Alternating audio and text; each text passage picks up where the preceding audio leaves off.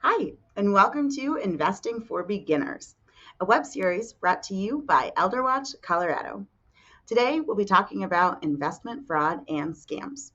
ElderWatch is a 20-plus year collaboration between AARP and the Colorado Attorney General's Office. Our mission is to educate, protect, and empower older Coloradans in the realms of fraud and financial literacy. So if following this presentation, you realize that maybe you have been experiencing an investment scam and you need some help, you need some resource, you need to figure out whether it's a scam or it's real, go ahead and give us a phone call. Our phone number is 800-222-4444, select option 2. My name is Jessica Zawadsky, and I am the program specialist for ElderWatch Colorado. According to the Federal Trade Commission, consumers reported losing more money to investment scams than any other type of scam in 2024. In fact, they lost a whopping $5.7 billion. And that amount is a 24% increase compared to 2023. Now, we know that this number is smaller than reality. There's a million reasons why people don't report to places like the FTC, to the FBI, but regardless, we know that this is an underreport. So it might even be double this amount was lost by consumers in 2024. In addition, ElderWatch recently conducted a survey, and we found that many people want to get into investing, but the thing that's holding them back is the fear of losing their money and making a mistake, but also not knowing how to pick good investments, not knowing some of the red flags, some of the warning signs, and people are justifiably nervous about losing money to something that is not a sure bet, especially when fraud and scams come into the picture. So for all of these reasons and more, I am very excited to bring this presentation to you today, and I hope that it helps your money make a little bit more sense and keeps it safe. For each of the different types of investment scams that we talk about today, I'm going to give you a couple of real-life examples that we've received on the ElderWatch helpline, but for the social media slide, I'm going to give you more than I'm giving you for the others because there's a lot of different variations on this scam. So let's look at the first one. We had a caller who got a message on Facebook Messenger, and this message told the caller about a brand new investment website. The caller went ahead, opened an account, visited the website, deposited $90,000, thought everything was hunky-dory, was watching things, slowly creep up. But then one day she went in to check, and all of that money had been transferred to an unknown account. The next scam I want to talk about is very, very, very common, unfortunately, in investment scam and frauds, and definitely one that we're seeing on the upswing. So this time, the caller told us that they received a message on Facebook Messenger from somebody saying that they were a financial advisor. This financial advisor, quote unquote, convinced our caller to invest $5,000 in cryptocurrency and other stocks. Now, initially, the caller reports that he was able to pull out small amounts from this portfolio, but when he tried to make bigger withdrawals, there was a lot of pushback, excuses. The fees just kept on coming, and that's when the caller realized that it was a scam. Now, this last one is also terrible, but also not uncommon. So in this case, our caller thought that they were talking to their real life friends, somebody that they've known for a while, but they didn't realize that their friend's Facebook account had been hacked. The caller, while talking to the scammer, who they thought was their friend, was convinced to invest $100,000 in cryptocurrency. Now, because it's cryptocurrency and we're not sure what the scammer did with it, we're not sure if they put it in a real platform or if they took it out, but either way, because it's cryptocurrency, there's not really anything anyone can do to get it back because cryptocurrency isn't regulated in the same way as other currencies. And so for these reasons, as well as all of the others we're going to talk about, it's really, really important to be super shrewd about who you're taking investing advice from. And if somebody outreaches you on social media with the deal of a lifetime, it's probably a scam. Pig butchering, while not a phrase that I love, is a very common component of a lot of different kinds of scams, especially romance and investment scams, which sometimes go hand in hand. Essentially, pig butchering is the strategy scammers use where initially they're building a relationship. They are not actually asking for anything, and it really does seem like they are genuine in their intentions and in their love for you. Once they have your trust, that's where the ask comes in. Usually it's smaller, then sometimes it snowballs, it gets bigger and bigger and bigger. And then finally, once they've kind of bled you dry, that's when all contact is cut off. Now, because of the psychological manipulation and trust, pig butchering scams are especially sinister. They tend to go on for a longer period of time than other scams, and there also tend to be larger losses because the victim trusted the scammer. So let's look at some examples of pig butchering scams involving investment scams that we've seen on the helpline. In the first one, we had a caller who became involved with a woman online and they intended to marry. Before they were getting married, the young woman claimed that her uncle was a cryptocurrency investment broker, and she said that he could help the consumer make some more money, which, new wedding, new spouse, new life. Who doesn't want to make an extra buck? The fiance's uncle claimed that he would cover losses up to 90% for the caller. So the caller invested $600,000. They were told suddenly that they needed to increase the investment to stand up to market fluctuations, and they gave him a deadline to put that money in. Eventually, the caller realized that it was a scam when the girlfriend blocked him on all platforms. He never heard from her again, and the website went dark.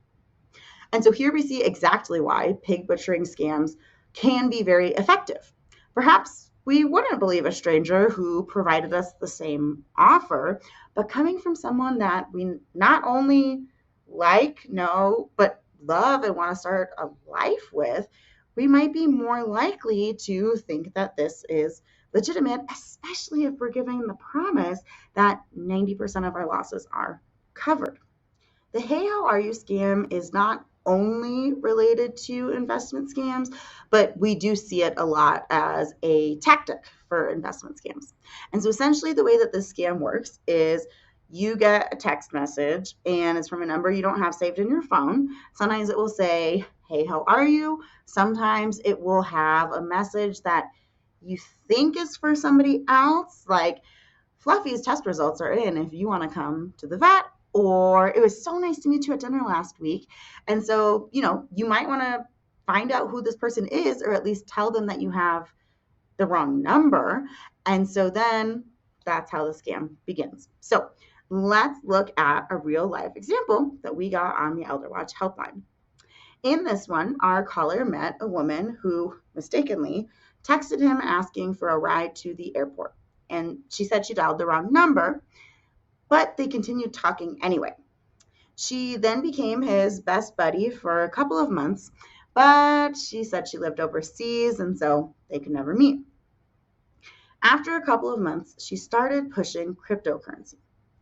The caller, believing that, again, this is his best buddy who he met through this beautiful serendipitous story, he believed her. So he opened an account on the crypto website and saw his investment grow. However, out of nowhere, he soon was no longer able to log into that website. Now, unfortunately, this scam can be tricky to spot because what if it is somebody who you just met? What if it is somebody that you just saw at a conference? And so there's a couple of tricks that can make it a little bit easier to spot these.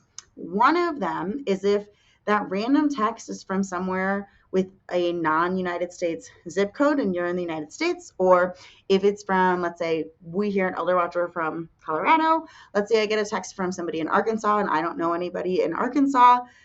That might tip me off that it's a scam. Googling a phone number can also be helpful if you get this "Hey, how are you?" scam text, because if it happened to you, chances are that it happened to somebody else, and they might have put that phone number online, labeling it as a scam phone number.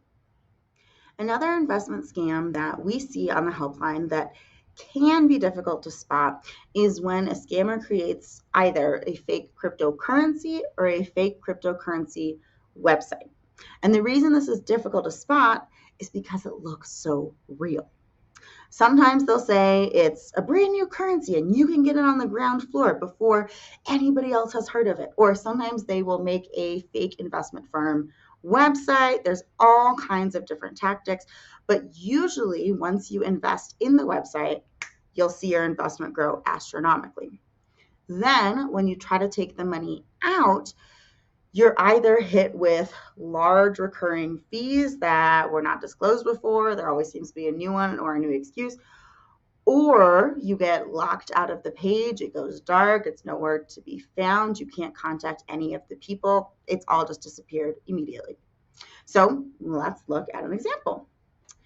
In this one, I am redacting the name of the currency as well as the company because it's not clear whether the scammers made up a completely new company or whether the scammers were just pretending to be an already existing company. So instead of naming the company, we'll just say redacted. We had a caller who had been dealing with a cryptocurrency company called Redacted, and they used a redacted type of cryptocurrency coin. This particular firm had contacted our caller and some of his coworkers to join and invest $10,000 each in this specific cryptocurrency. The caller allegedly made $200,000. He watched it grow and grow and grow, and now he's locked out of his account. Now, the scammers, the investment firm, said that to get back into his account, they need him to send $30,000 so he can get into the account and get the money out. And they're doing all of this communication over WhatsApp. So everyone wants to get in on the ground floor of an excellent investment, especially as cryptocurrency is growing in popularity. It's understandable why somebody might want to take this risk, but this also highlights why it is critical to only invest through reputable platforms. A bit later, we'll talk a little bit about how to make sure that your investment is safe, but choosing a reputable platform is one of the best ways to do so. The other red flag in this one is that all the communication is happening via WhatsApp, which is very abnormal for a legitimate business. Fake celebrity endorsements are another way that scammers try to increase their clout and believability. These scams may take pieces from some of the other investment scams that we've talked about, but the twist is the scammer will pretend either that they are the celebrity or personality or whoever it is, or that that particular celebrity, personality, whoever is one of their investors. So let's look at another example.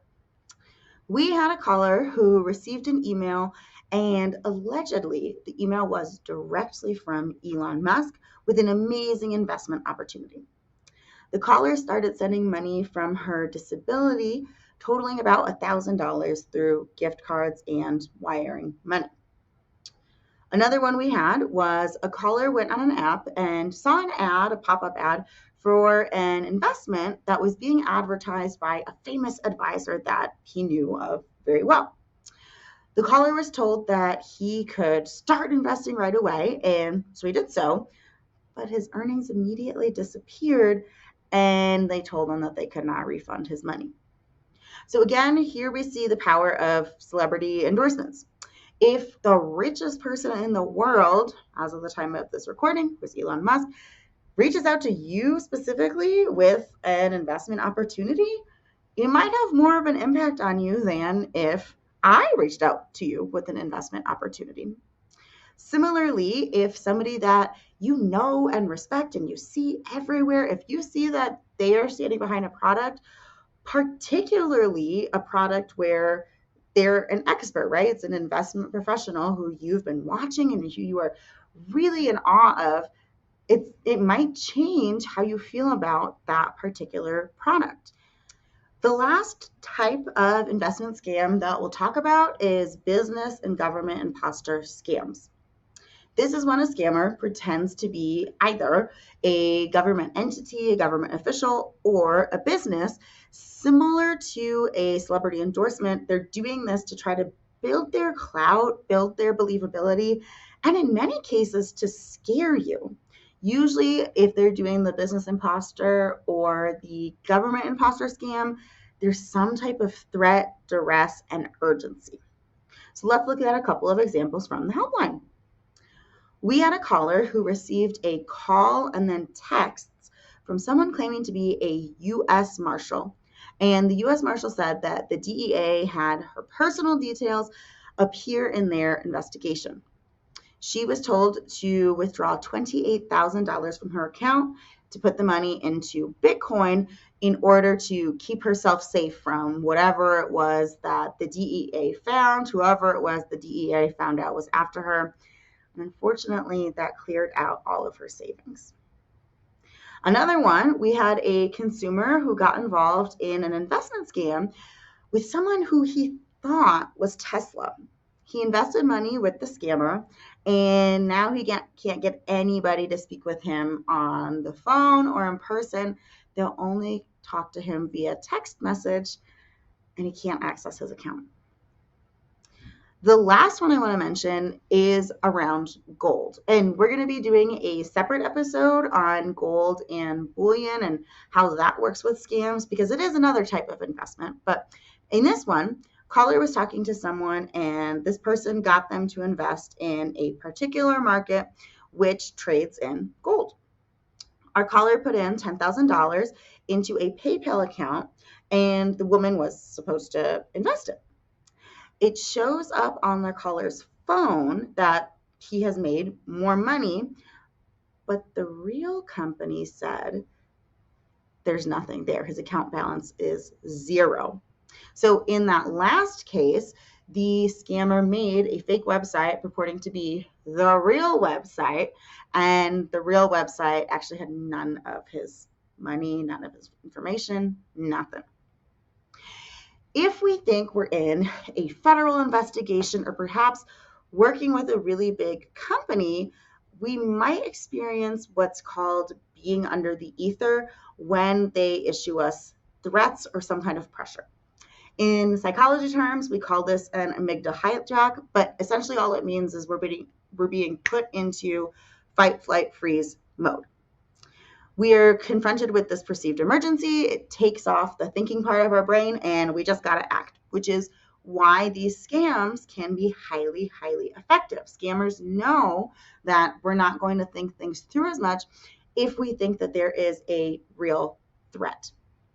Similarly to celebrity endorsement scams, as I mentioned, we can also see how pretending to be a really big company makes us more likely to believe a scammer, especially if, like that third example, we are invested in this big company, we're talking to somebody in it, we're watching our money grow. We might not want to admit that it's actually a scam and we've lost it. When it comes to red flags with investment fraud and scams, there can be a lot of them because there can be a lot of different investment fraud and scam tactics. But I want to go through 7 more generally applicable red flags that can help you to spot an investment scam. And the first one is undisclosed fees that keep coming your way.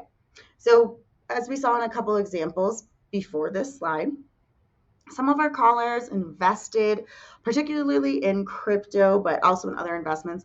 And when they try to take the money out, there's always a new excuse for why they need to pay some more money first.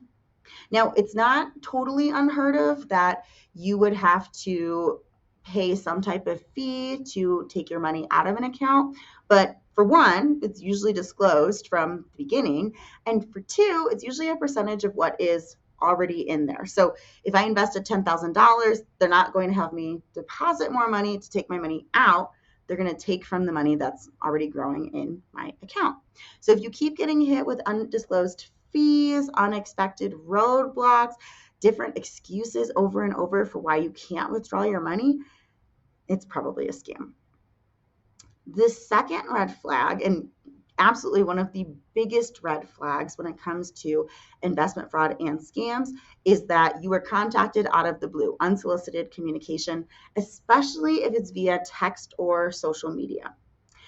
If you get a text or a message in this way, no matter how good it is, be suspicious.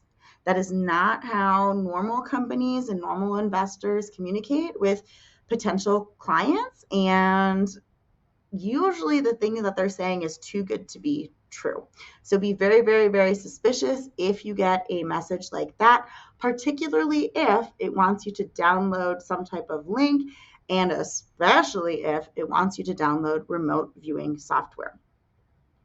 The third red flag that's generally applicable is emotional manipulation. And with investing in particular, one of the emotional tactics we see is inducing FOMO, or fear of missing out. So if you are greeted by an investment opportunity, take a second and see how the other person is making you feel. Are they trying to make you feel like if you don't act now, this is gone forever? Are they threatening you? Are they using some piece of your relationship and your connection together to convince you to do something that's really risky? If that's the case, especially if paired with one of the other red flags, if not multiple other red flags, chances are highly likely that it is a scam. Another red flag is that you can only communicate with the proposed investor or whoever via text message, WhatsApp, or some type of messaging platform. You can't call them on the phone. You can't video chat. You can't have a meeting. Very, very suspicious and abnormal, and probably a good indication that you're experiencing a scam. Now, this next one can be very difficult to accept. All investing comes with inherent risk, even though generally on average the annual yield from the stock market is 7%. It's not guaranteed. Some years are definitely better than others, and that 7% is an average overall. You might pick a stock that tanks and it happens. So if somebody promises you that there is a no risk investment opportunity, particularly if there is a guaranteed return, red flag. It's just not real. Every investment carries some type of risk, and any financial advisor worth their salt is going to be very, very clear with you that any investment carries risk. So if you get somebody saying otherwise, it's a scam. If you are being contacted by somebody, usually again out of the blue, who it's above their pay level to be corresponding with individuals, be suspicious. So for example, in the celebrity imposter scam that we talked about, where there was a celebrity imposter component and the investment component, this person received a personal email from Elon Musk. Elon Musk is very busy. Elon Musk is going to delegate that type of task, as would any other CEO, celebrity, whoever. So if you are getting a text saying that it is that bigwig, take a second and think about that. Because if you were getting it, other people were probably getting it too, right? And that would take a lot of time. So that is a definite red flag that can tip you off that a scam is occurring. And then the last red flag that I want to give you is if somebody is asking for more information than they would reasonably need, you should be suspicious. So for example, let's say that I am looking to invest in, nuclear energy, and I find a broker, or rather a broker finds me. They reach out to me on Facebook and they ask for a copy of my passport. They don't need a copy of my passport. That's an abnormal request, right? That's more information that they would need. So that's a really big tip off that this is a scam and this is a scammer. So I mentioned this whole series is called Investing for Beginners. So now that you've heard about everything that can go wrong when it comes to investing, scams, and fraud, I'm sure you're wondering, okay, Jessica, how do I make sure that my investment is legitimate? And so the first step is to only use reputable platforms to make investments, and only use platforms that you download from the App Store. If you're investing independently and you are individually picking the securities you invest in, you can use platforms like Robinhood, Fidelity, or Charles Schwab. Now, investing, again, is always going to carry risk no matter how you enter the market, but making sure that you're using a real and legitimate platform to do your investing is one really, really, really important thing to do in order to avoid fraud and scams. If you are considering using someone else to manage your investments, you're looking for a firm or a broker, whatever, there are a lot of different tools that you can use to make sure that that person is legit. One of them is FINRA's BrokerCheck. BrokerCheck is a free tool created by FINRA that allows you to research the background and experience of financial advisors and firms. Now, every broker must be registered, so if you find a broker, investor, whoever, who is not on BrokerCheck, suspicious. It is probably not a great idea to continue with them, even if they're not a scammer in the traditional sense. They're skirting the rules in a bad way. I will put the link to BrokerCheck in the description of this video. Another great tool to ensure that your investment professional or firm is legitimate is to visit the North American Securities Administrators Association, NASA with 2 A's. The NASA represents state and provincial securities regulators in the United States, Canada, and Mexico, and they have a multifaceted mission of protecting investors from fraud and abuse, conducting investor education, and more. So kind of similar to BrokerCheck, you can use this tool to see who your investment professional really is. And this one is cool because it's all of North America. Lastly, you can check out a prospective investor or firm with investor.gov, which comes from the Securities and Exchange Commission. They have a ton of resources on this page, but one of the biggest tools is they have a search tool where you can learn about an investment professional's background, registration status, and more. And again, I will link all of these things in the description of this video. If you've experienced investment fraud, first off, I'm really sorry. Fortunately or unfortunately, you're not alone. As I mentioned earlier, this is a growing problem and more people are being impacted and they're losing more and more. So I'm really sorry that you had that experience. Unfortunately, as with most scams, the chances of getting your money back are pretty slim. They're even slimmer if you invested in cryptocurrency because crypto isn't regulated. The FDIC isn't a thing with cryptocurrency. So I wouldn't count on getting that money back. But just because you can't get your money back doesn't mean that there's nothing you can do. And it doesn't mean that there's no other ways to protect yourself from scammers who might have personal identifying information. So the first place that you should report, and I'll put the link for all of the places to report in the description of this video, is to the SEC, the Securities and Exchange Commission. If the scam originated online, you should report it to the FBI's IC3, the Internet Crime Complaint Center.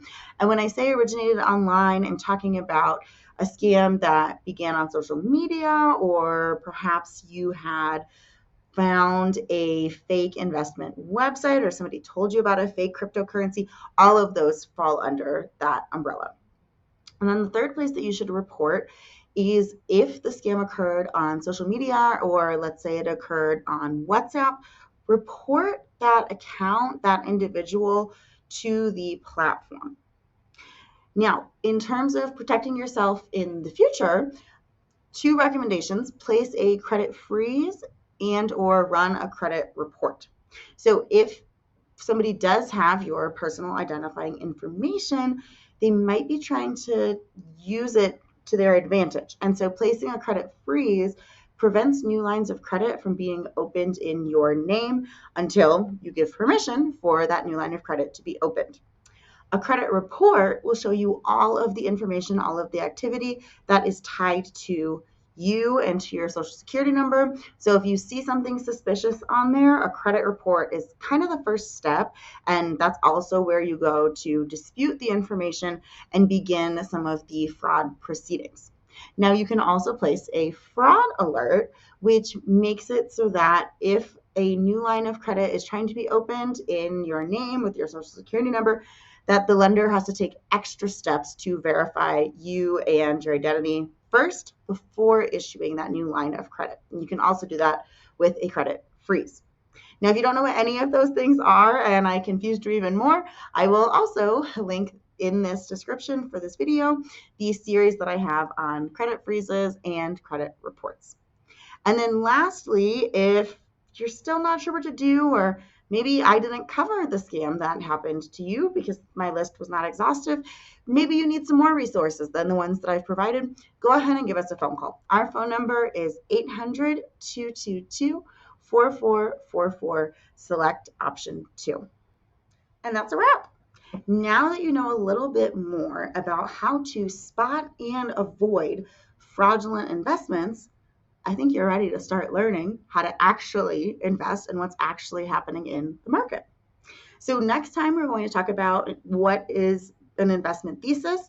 After that, we're going to talk about some investment strategies that might help you figure out who you are as an investor and what kind of investments you're looking to make. But in the meantime, thank you for joining. My name is Jessica Zawadsky. For all of us here at ElderWatch, I hope that we helped protect your money a little bit, helped it make a little bit more sense, and I'll catch you next time. See ya.